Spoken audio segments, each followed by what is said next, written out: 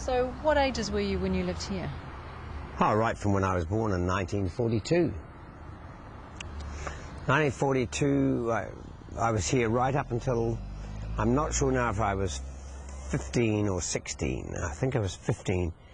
We moved to the big time in 303A Clyde Road, Brindwa. And we had a telephone for the first time. But this was a neat house. We had happy times here because there was a huge plum orchard at the back. So we had a big garden to play in out the back, and now there's another property there. Another house has been built. But we used to, so we had a big yard to play in, and we had beautiful plums every year. Oh, wonderful. And of course, even though we didn't own the place, we made out we did.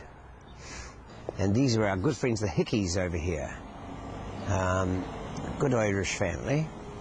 And we had great fun. We'd play cricket in the street here, and I wasn't very good at any of those sports, but Michael, the oldest son, was into music.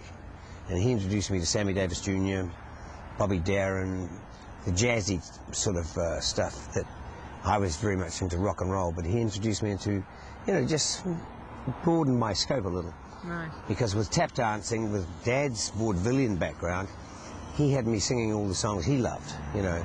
I want a girl just like the girl that married dear old Dad. And I said, what's this about? In Chicago, Chicago, that toddling town. I used to think, what's toddling town mean? But he picked all those songs for me, and I lived his dream, really. And then from Michael across here, I learned so much about jazz and blues, Billie Holiday, Frank Sinatra, Bing Crosby. And meanwhile, I was into Little Richard, Buddy Holly, Elvis as I got older. So I got a very well-rounded vocabulary of music, I suppose, repertoire of music in my head at least, even if I didn't sing them. But I'll never forget the grounding that Michael Hickey gave me into a broader range of music, somewhere between what Dad wanted me to be and what I became. Hello, is Pearl in? No, I'm her mother. No, you must be the mother of Pearl. The Wilson Brass Band, of course, up there in the hall. The greatest, I mean, they've been the #1 brass band in the world so many times, and I used to go down there, and they used to practice twice a week, I think it was, and I'd sneak out of my room, climb through the window, as I was wont to do, and I would sit underneath the side window, because I wasn't allowed in there, and just listen to them playing. Isn't it fascinating? But what a pretty little house. It's gorgeous. It's just gorgeous. I wonder when the little balustrade fence went in. We had a hedge, and Dad groomed me in being a tap dancer singer, but he would often say, one of you boys do the hedges, and of course I hadn't learned how to do hedges, and Dad wasn't really a role model either, so I think the other brothers had to do them, because I don't ever recall. I did the lawns a little. Well, well, it is a sweet little house. But we had happy times here. She's a mom, she's a mom. She's a mom, she's a mom, she's a mom, she's a mom. Yeah, yeah, yeah, yeah. She's a mom, she's a mom. Yeah, yeah, she's a mom, she's a mom.